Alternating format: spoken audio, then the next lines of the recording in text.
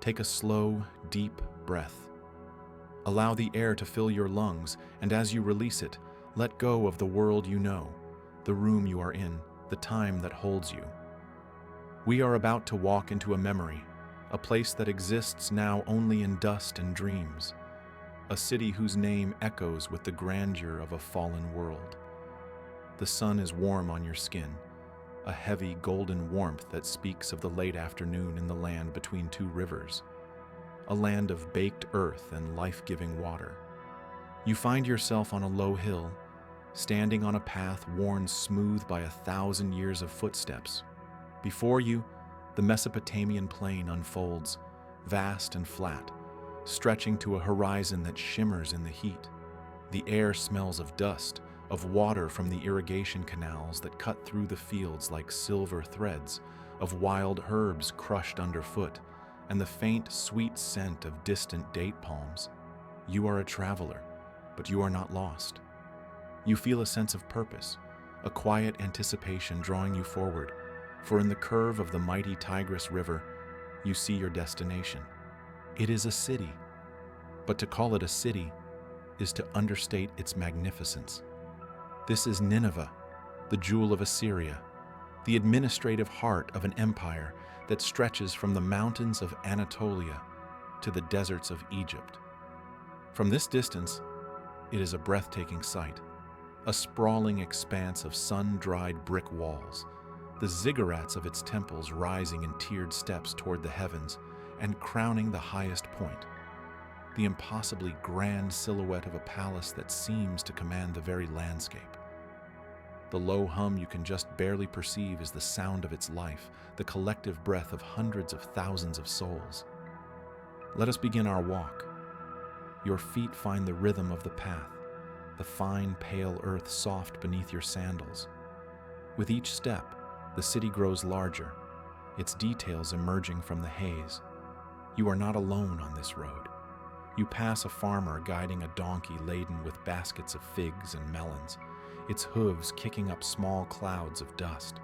A detachment of Assyrian soldiers marches past in the opposite direction, their pointed helmets and bronze-tipped spears glinting in the sun, their faces impassive and disciplined. A merchant's caravan, a long line of camels swaying under the weight of cedar wood from the mountains of Lebanon, bells tinkling with a gentle, hypnotic rhythm, waits for its turn to enter the gates. This road is an artery, and all life, all wealth, all power flows towards the heart, Nineveh. You can see the monumental gates now, true marvels of engineering and art. They are flanked by colossal stone beasts, winged bulls with the regal, bearded faces of men. These are the Lamassu, silent, eternal guardians of the city, their carved eyes seeming to watch you with an ancient, unnerving intelligence, warding off all chaos and evil.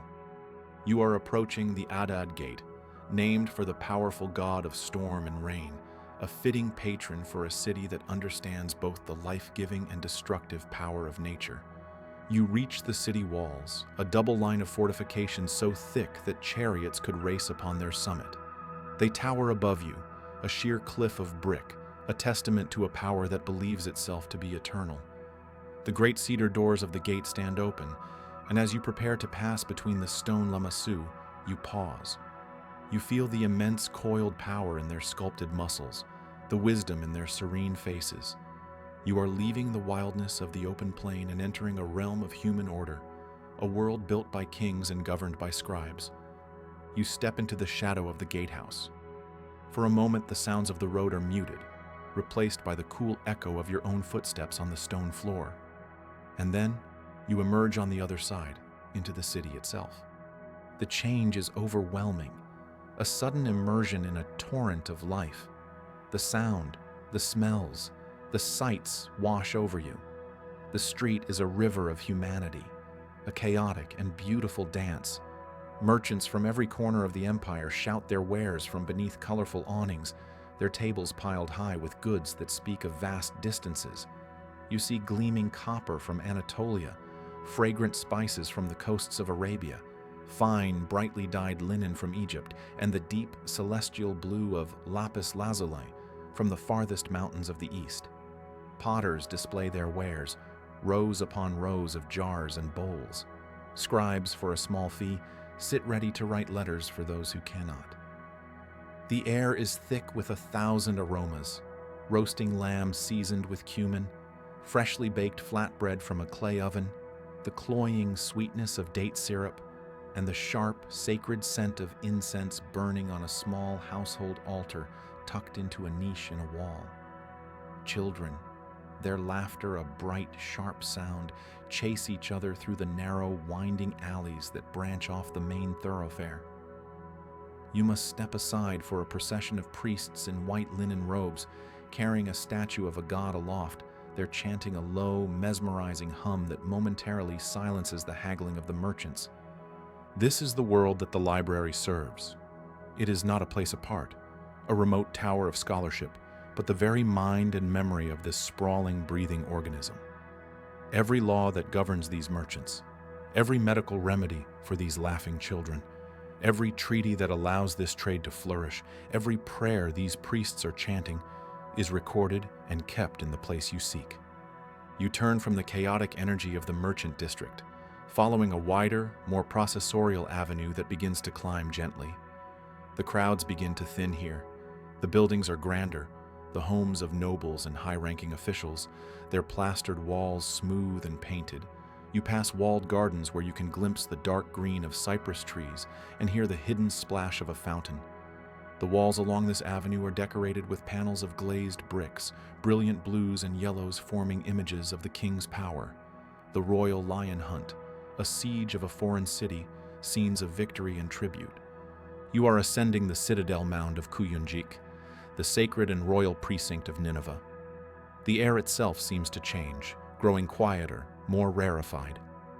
The everyday clamor of the lower city fades, replaced by a profound sense of reverence and immense power.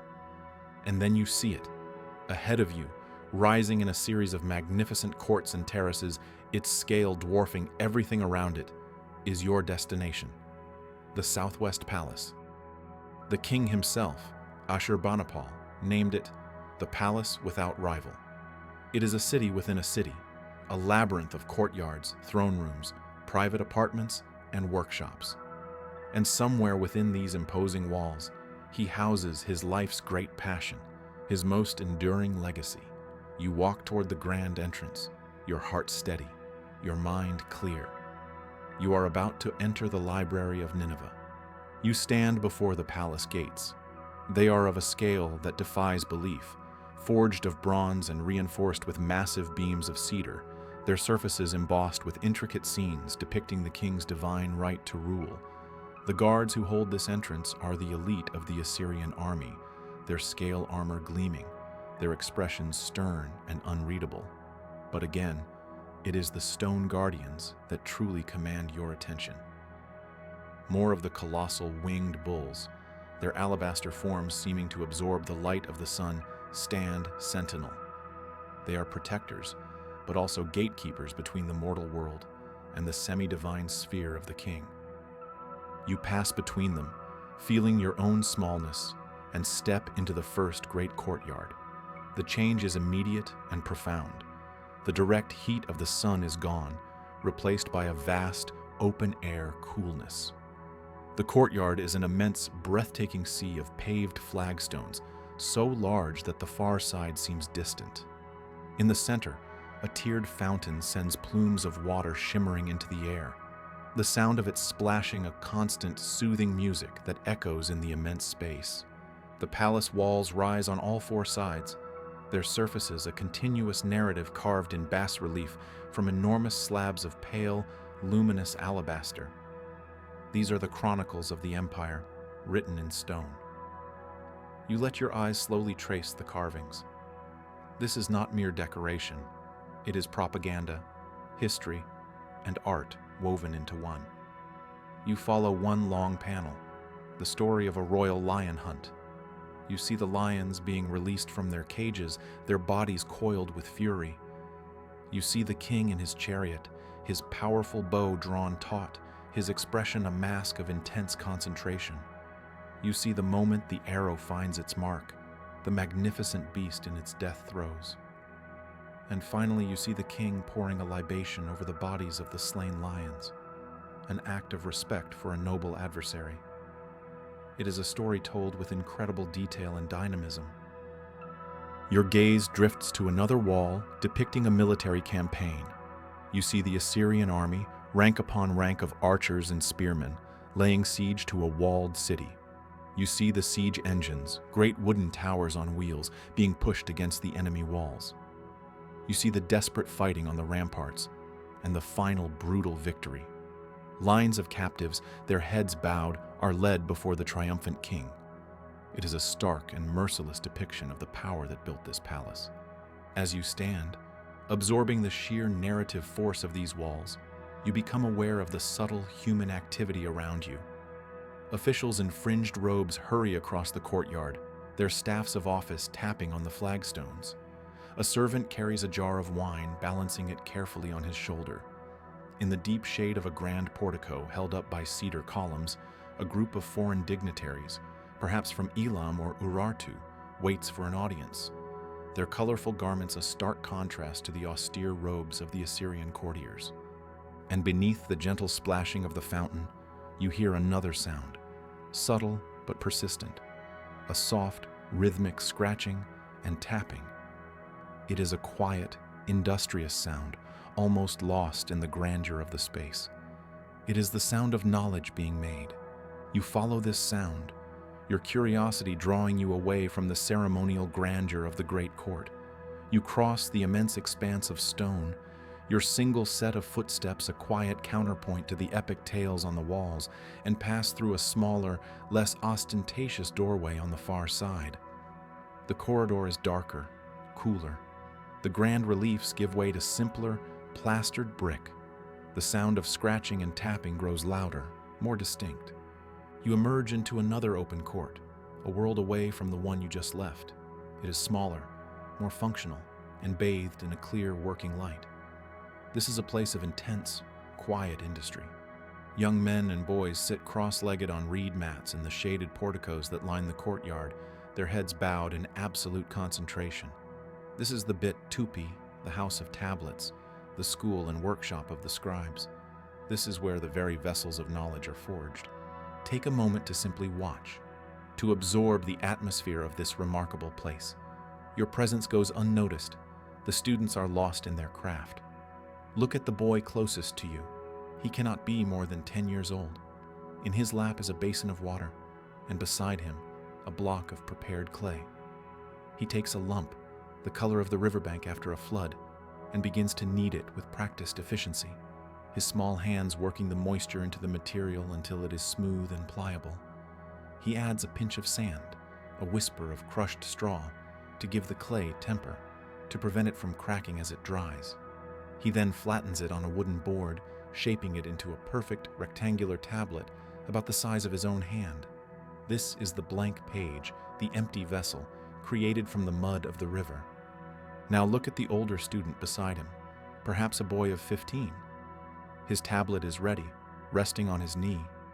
He holds a stylus. It is not an elaborate tool.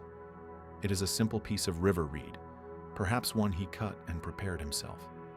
One end has been cut to a sharp triangular point. He is not drawing or writing, not in the way you might think. He is impressing. Watch his hand. It is a precise, economical dance of muscle and memory. He presses the corner of the stylus into the soft clay, creating a perfect, clean wedge. He lifts it, turns his wrist, and presses again. A vertical wedge, a horizontal one, a diagonal one, the head of the wedge pointing down. From these three simple marks, combined in endless variation, a universe of meaning can be constructed. This is cuneiform, the wedge-shaped writing that has recorded the history of this land for 3,000 years. The student is copying a list of words from a master tablet that rests on a low stand before him. It is a lexical list, perhaps, a list of birds, or stones, or gods, or professions. This is the foundation of a scribe's education.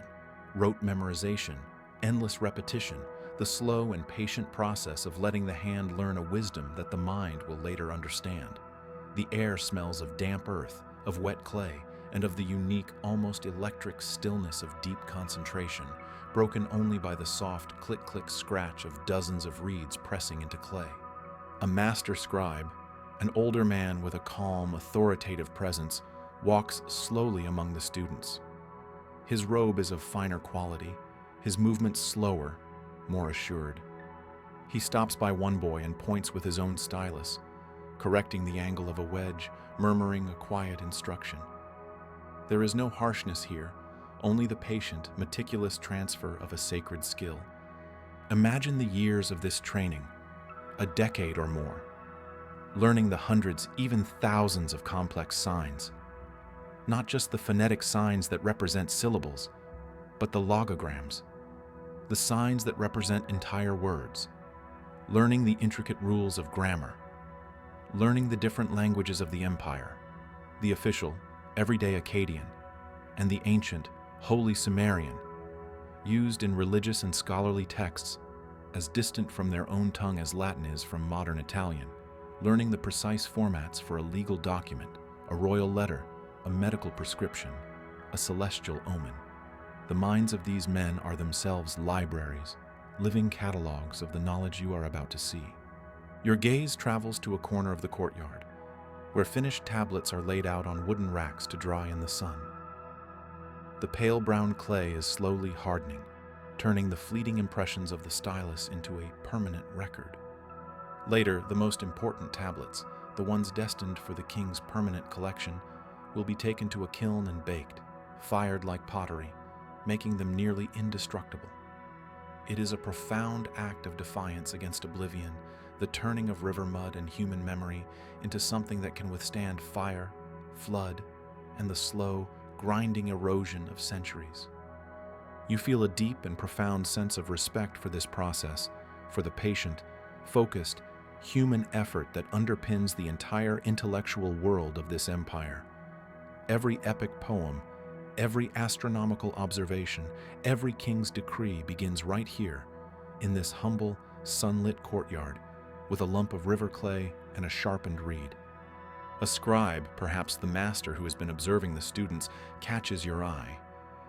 He sees the respectful curiosity in your gaze and gives a slight, almost imperceptible nod, gesturing with his head towards another doorway, one leading deeper into the cool shadows of the palace complex. It is a silent invitation. The time has come. You are being welcomed into the library itself. You bow your head in thanks and walk towards the door, leaving the courtyard of the scribes behind and stepping into the hushed, sacred silence of the House of Tablets.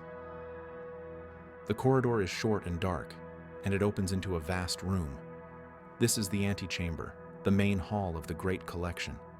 Your first impression is not of books on shelves, but of a kind of sacred treasury, an ordered catacomb of captured thought. The room is long and high-ceilinged. The only light comes from a series of high, narrow windows near the roof, what are called clear-story windows, through which shafts of dusty sunlight slant down, illuminating the still, quiet air in visible beams. The scent is the first thing you truly notice, the first thing that defines the space.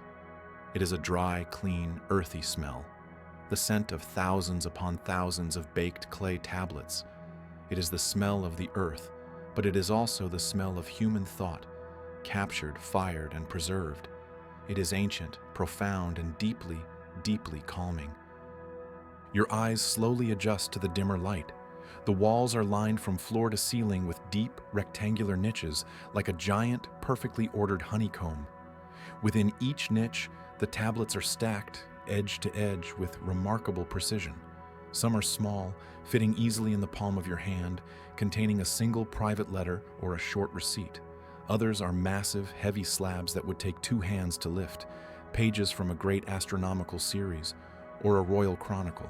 They are organized. You can see it in the way they are grouped by size and subject. You notice the small, baked clay labels, the colophons, that protrude from certain stacks, acting as guides, as titles for the contents of a particular shelf.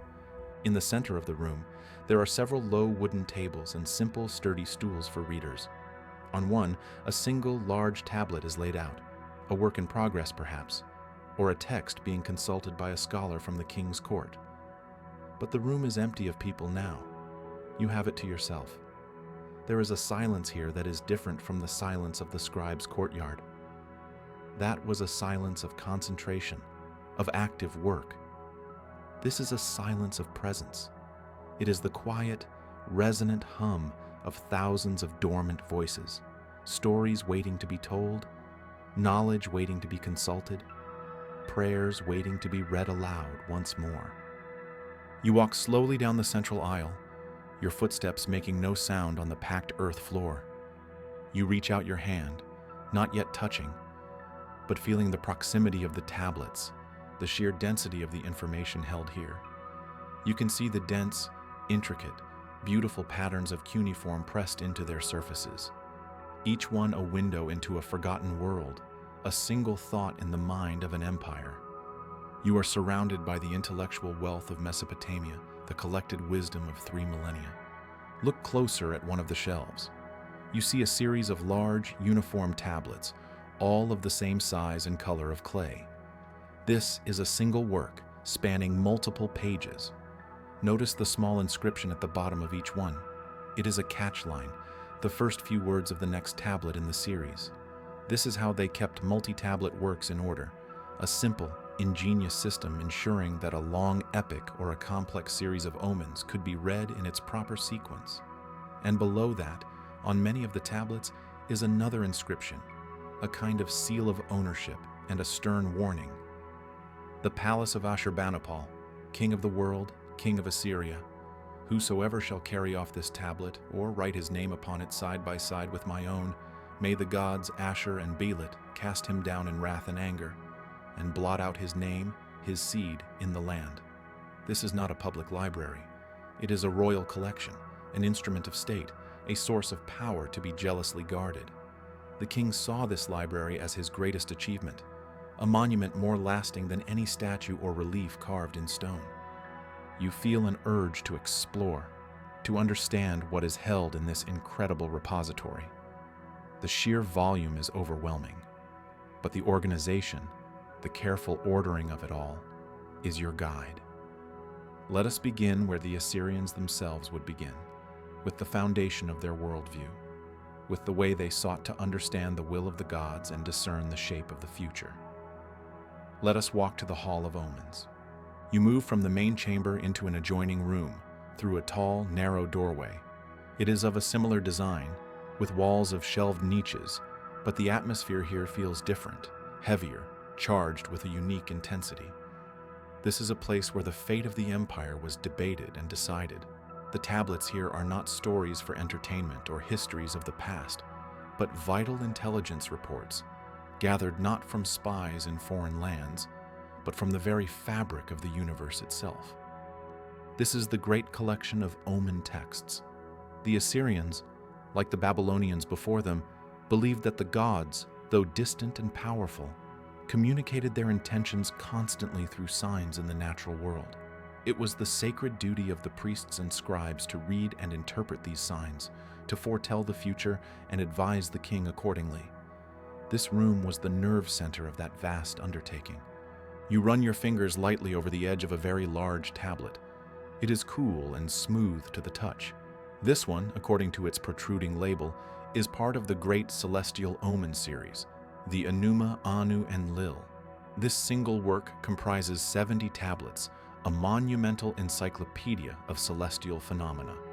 Imagine a priest, hundreds of years before this library was even built, standing on the highest tier of a ziggurat in the ancient city of Babylon, his entire world the velvet blackness of the night sky.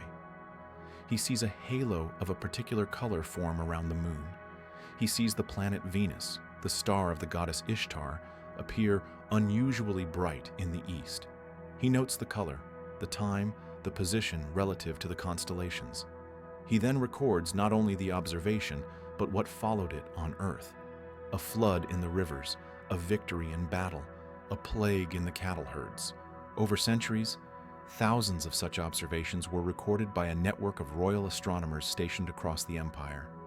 The tablet you are near is a perfect copy of one of those ancient records, brought here to Nineveh by Ashurbanipal's agents. It reads something like this: "When the moon is surrounded by a halo and Jupiter stands within it, the king of Akkad will be besieged." Or, "If Venus disappears in the west in the month of Ayaru on the 25th day, and remains absent in the sky for 7 days, and on the 2nd day of the month of Tammuz it reappears in the east, there will be mourning in the land." It is a library of celestial patterns and their perceived earthly consequences. The king would not make a major decision, to go to war, to build a new temple, to appoint a provincial governor, without consulting these texts. This room, in a very real sense, was the strategic heart of the Assyrian Empire. You move to another section. Here, the tablets are smaller, and some are strangely shaped, like three-dimensional models of animal organs.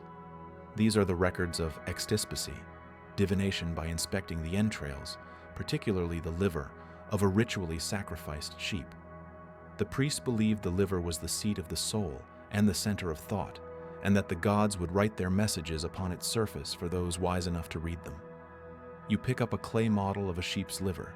It is covered in tiny, meticulous cuneiform, each section of the organ mapped and annotated like a celestial chart. A blemish here, an unusual coloring there, an oversized vein. Each feature had a name and a meaning, cross-referenced against vast catalogs of past readings.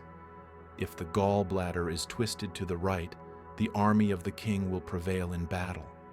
If the marking known as the palace gate is split in two, there will be a revolt in the city.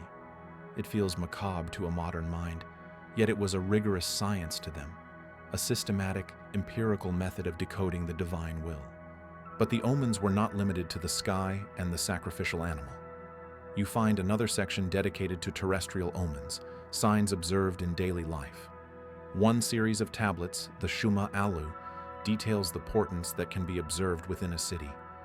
If a snake is seen on the wall of the city, that city will be thrown into confusion. If a stray dog enters the palace, that palace will have an unhappy fate. If ants are numerous at the entrance to a house, the owner of that house will see profit. Every detail of the world was a potential message. There are even tablets devoted to the interpretation of malformed births, both human and animal, seen as particularly potent signs from the gods. You can almost feel the anxiety and the hope that permeated this room. A general, waiting for the results of a sacrifice before committing his troops to a major battle. The king himself, seeking guidance on a difficult matter of state. All of human uncertainty, from the grand scale of imperial destiny to the small worries of an individual household, was brought here, to be measured against the collected wisdom of the past, written on these unassuming pieces of baked clay. You place the liver model gently back on its shelf. The weight of all that belief, all that fear and hope, seems to linger in the still, dry air. Let us now move to a different part of the collection, to a place where the human, rather than the divine, takes center stage. To a place of heroes, monsters, and the timeless, agonizing search for meaning. You walk into another wing of the library. The light here seems warmer, the atmosphere less tense, less fraught with the weight of destiny. The tablets are arranged with the same meticulous care, but the knowledge they contain is of a different sort. This is the home of literature, of myths, legends, and epics. This is where the great stories are kept. You browse past shelves holding tales that have captivated this land for centuries. You see a set of tablets containing the Enuma Elish, the epic of creation, describing the cataclysmic cosmic battle between the young, heroic god Marduk and the primeval chaos monster Tiamat, from whose body the heavens and the earth were formed. On another shelf, you find the haunting myth of the descent of Ishtar, the goddess of love and war, who travels to the underworld, the land of no return, to rescue her beloved, only to be stripped of her power and divinity at each of the 7 gates. But your guide, the silent presence that has been with you, seems to understand the story you have truly come to find. He leads you to a specific alcove, and there, arranged with special reverence, on a series of 12 large, handsome tablets, is the story you have hoped to find, the Epic of Gilgamesh. You reach out and carefully take one of the tablets from the shelf. It is heavy, substantial in your hands. The clay is a warm terracotta color, and the wedges of the cuneiform are sharp and clear, a testament to the extraordinary skill of the scribe who copied it. You can see from the notation that this is Tablet 11, the most famous of the series, the story of the Great Flood. Hold it in your hands. Feel its weight, its density, its cool, rough texture. Turn it over. Imagine the scribe who wrote this. He was not the author. He was a link in a chain of transmission that stretched back into the mists of time. The colophon at the end tells you his name and proudly states that he copied it from an older, perhaps damaged original for the palace of his king, Ashurbanipal. The story itself is far more ancient still, a tale that had been passed down through generations, told around fires in humble villages and recited in royal courts for 1,000 years before this specific tablet was ever made. You don't need to be able to read the cuneiform to feel its power. You look at the dense lines of text and you imagine the voice of the storyteller, a voice that speaks of Gilgamesh, the great king of Uruk, 2/3 god and 1/3 man, a builder of great walls but a tyrant to his people, a voice that tells of the creation of Enkidu, the wild man from the wilderness, sent by the gods to temper Gilgamesh's arrogance. You see their epic fight, and the even more epic friendship that blossoms from it. You can almost hear the narrative unfolding from the clay in your hands. You imagine Gilgamesh's terrible, world-shattering grief at the death of his beloved friend, Enkidu, and his newfound, all-consuming fear of his own mortality. You picture his desperate journey to the ends of the earth, facing scorpion men and crossing the lethal waters of death, all in search of the one secret he craves, the secret of eternal life. He seeks the one man who is said to have escaped death, Utnapishtim, the survivor of the Great Flood. And on this very tablet you are holding, Utnapishtim tells Gilgamesh the story. How the great gods, in their council, decided to destroy all of mankind with a deluge. How one god, Ea, the god of wisdom, felt pity and whispered a warning through a reed wall, speaking not to Utnapishtim directly, but to his house. Reed hut, wall, wall, O man of Shurupak, tear down your house and build a boat. The details are all here, etched into the clay. The precise dimensions of the ark, the coming of the terrifying storm, the 6 days and 7 nights of wind and flood, the moment the boat comes to rest on the peak of Mount Nisir, and the sending out of the dove, then the swallow, and finally the raven, to see if the waters had receded. It is a story of immense loss and fragile, improbable survival. And as you stand there, in the quiet of this Assyrian library, holding this tablet, you are struck by a profound sense of connection that spans the abyss of time. This story, in its powerful themes of friendship, grief, the terror of death, and the search for meaning, feels impossibly ancient and yet startlingly, achingly modern. It is a human voice, speaking of the deepest human concerns, echoing from a civilization long vanished. You gently place the tablet back in its niche, among its brethren. This room is the soul of a people, their attempts to understand the world not through the rigid logic of omens or laws, but through the boundless, empathetic power of story. It is a testament to the idea that our greatest questions, where do we come from, what is our purpose, what happens when we die, are best explored through narrative. Before you leave, you run your hand one last time over the Gilgamesh tablet, a silent thank you to the anonymous scribe who ensured this voice would not be lost to the ages.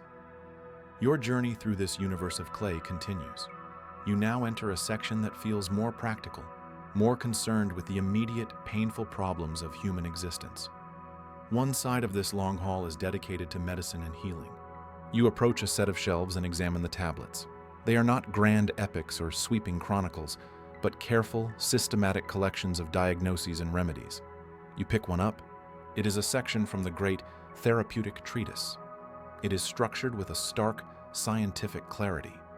First, the observation of the symptoms, described with meticulous detail. If a man's head is filled with fire and his stomach churns, what we might call a high fever with nausea. Then the diagnosis, which identifies the supernatural cause. It is the hand of the ghost of a forgotten ancestor. And finally, the prescription. And here, in the prescriptions, you see the fascinating, inseparable blend of what we would call magic and science. One part of the prescription is a list of herbs to be ground and mixed with beer into a poultice to be applied to the patient's head and chest. It is a practical, pharmacological approach based on generations of observing the effects of different plants. You can almost smell the sharp medicinal scent of the crushed herbs. But the next part of the prescription is a specific incantation, a powerful set of words to be spoken over the patient to drive out the malevolent spirit believed to be the true cause of the illness. To the Assyrian physician, the Asu, and the exorcist, the Ashipu, these two approaches were not separate or contradictory. They were two essential parts of a single healing process. The physical world and the spiritual world were deeply and constantly intertwined. A disease was an imbalance in both realms, and so it required both a material remedy and a magical one. The herb treated the symptom, the incantation treated the cause.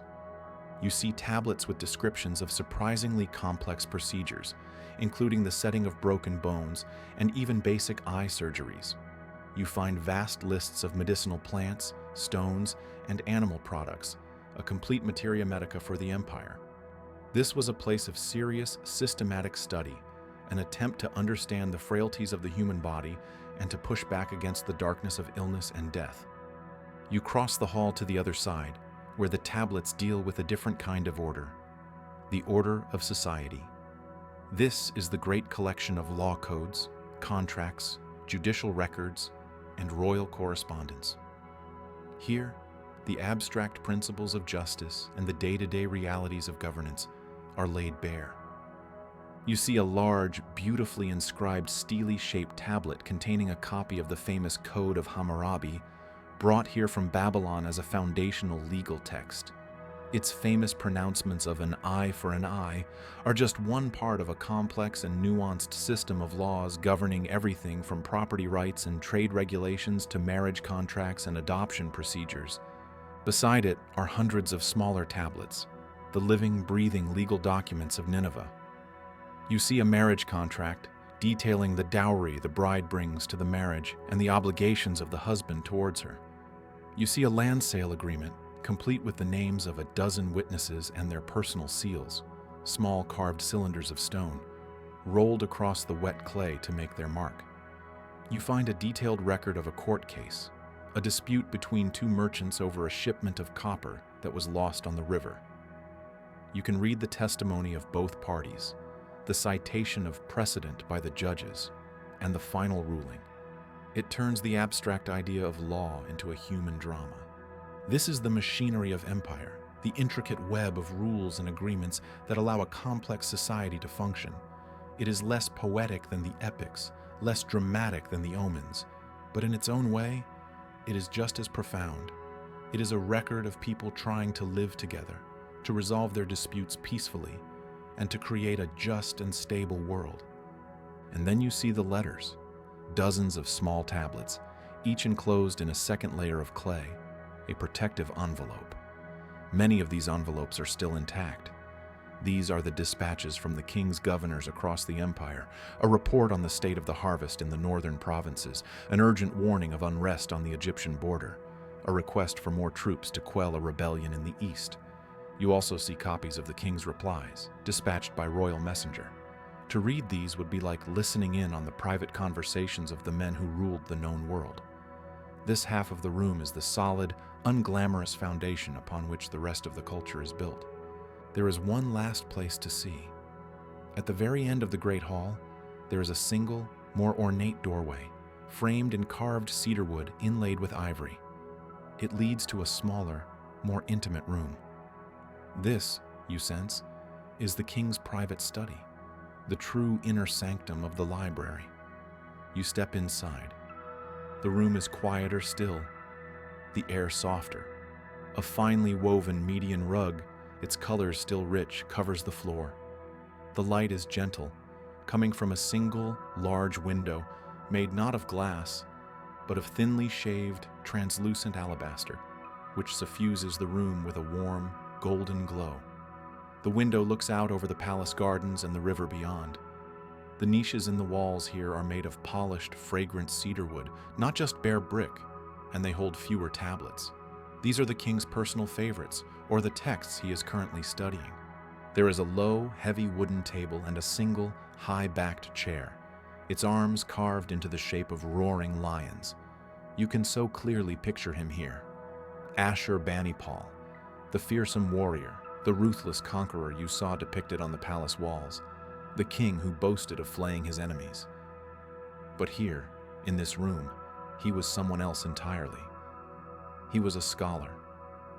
Unlike almost every other king of his time, Ashurbanipal was not only literate, but deeply, passionately learned. He took immense personal pride in his ability to read the complex scripts of his ancestors. The colophons on many of the library's most important tablets end with his personal declaration, "I, Ashurbanipal, great king, mighty king, king of the world, king of Assyria, the wisdom of Nabu the scribe. I wrote upon tablets, I checked and collated them, and I placed them in my palace for my royal reading." He did not just inherit this collection, he obsessively, systematically built it. He sent his agents to every corner of his empire and beyond, to the ancient, crumbling temple libraries of Babylon, Nippur, and Ur, with a simple, sweeping command: find and copy every important text you can. Religious texts, scientific works, literature, histories, he wanted it all. If the owners would not part with their ancient tablets, his scribes were to make perfect copies. He was a collector driven by a deep, strategic understanding that true power came not just from armies, but from knowledge.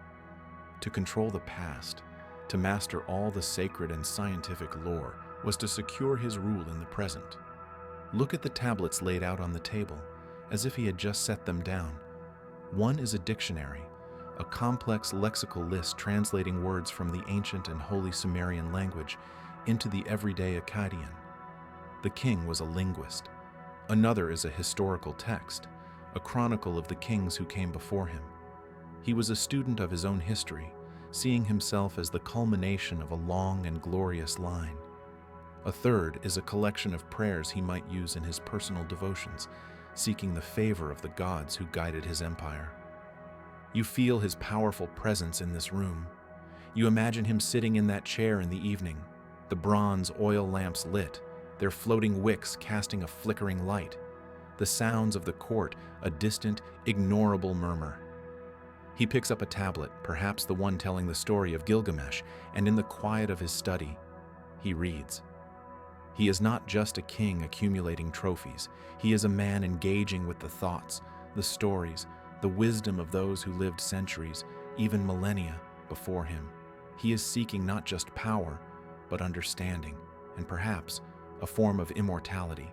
He knew that empires could crumble, that palaces could burn, but that words written on clay, if protected, could endure.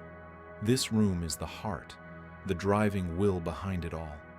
The king's personal intellectual passion is what fueled the creation of this entire magnificent library. It is a deeply personal space, a testament to one man's complex, paradoxical love of learning.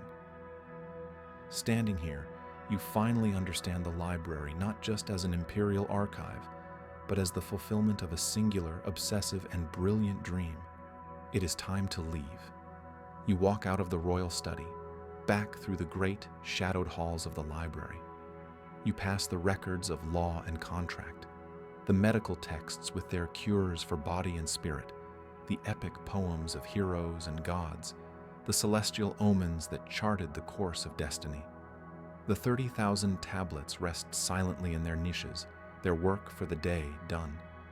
The shafts of sunlight from the high windows have faded completely, and the rooms are now filled with a soft purple twilight. You do not exit the way you came. Instead, you follow a corridor that leads you out onto a high, open terrace on the western side of the palace. The change in atmosphere is breathtaking. After the enclosed, silent, earthy world of the library, the open air feels fresh and alive. A gentle breeze is coming off the river, carrying the scent of the irrigated palace gardens below, the heavy perfume of roses, the sharp sweetness of lilies, and the clean smell of damp soil. You walk to the edge of the terrace, to the low parapet of carved stone, and you look out. The sun has just set behind the western plains. The sky is a magnificent, impossible tapestry of deep orange, violet, and indigo.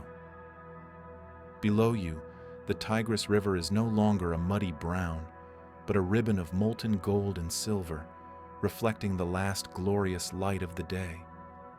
The city of Nineveh is spread out before you, its sharp-edged buildings and winding streets softening into silhouettes. The first cooking fires are being lit, and you see 1,000 tiny sparks of light appear across the city as families gather for their evening meal. The sounds of the day, the shouting of merchants, the hammering of craftsmen, the rumble of chariot wheels, have given way to the gentler sounds of the evening. You hear a dog barking in the distance, the soft, rhythmic chanting from a nearby temple, the calls of night watchmen beginning their rounds, and the chirping of insects in the gardens below your terrace. Everything is peaceful. The great, powerful, sometimes brutal city is settling into a state of rest. And behind you, in the heart of the palace, the library is settling into its own form of rest. The clay tablets are safe in their cool, dark rooms. Gilgamesh sleeps on his shelf, next to the laws of Hammurabi. The omens of the sky and the remedies of the earth wait patiently for the light of a new day and a new reader. You stand there for a long time, watching as the last sliver of color vanishes from the horizon and the first stars begin to appear in the darkening sky. You see Venus, brilliant in the west, the star of the goddess Ishtar, the same stars the Assyrian priests once watched from their ziggurats, seeking to understand the fate of kings and empires. From this vantage point, you feel a sense of immense, poignant timelessness. The king, the scribes, the merchants, the children, their lives were as vivid, as complex, and as real as your own, filled with the same fundamental hopes and fears. Now, they are gone. The palace is gone, its reliefs now scattered in museums across a world they never knew. The city itself is a mound of earth, a tell, hiding its secrets beneath the dust. But for a moment, standing here in this place of the mind, you have shared their world.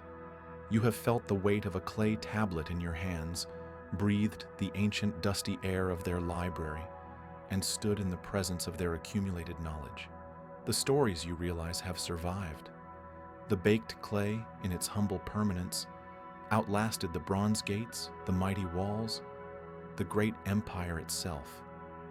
The night is deep and quiet now, the sky a dome of brilliant stars. Here, on this imaginary terrace overlooking a city of ghosts, you have touched a piece of eternity. And now, you can rest, carrying the silence and the wonder of the library of Nineveh within you, a memory written not on clay, but in your own heart. Take one last slow breath of the cool night air, and let the memory fade, gently, back into the dust from which it came.